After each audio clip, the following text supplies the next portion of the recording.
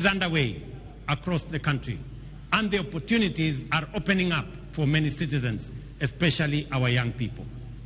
Over the past 2 years, the number of employment opportunities has increased with new jobs for teachers, agricultural sector workers, healthcare professionals, building and construction, seafarers, and outside Kenya under our labor mobility program. The affordable housing strategic pillar of our bottom-up economic transformation agenda has so far created 200,000 jobs and thousands of indirect opportunities across the building and construction value chain.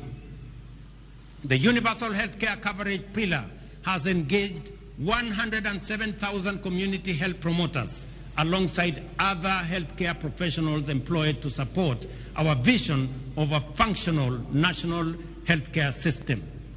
In addition, jobs will be created in healthcare innovation, service delivery, and ICT support for digital health system that we have rolled out, unlocking opportunities nationwide.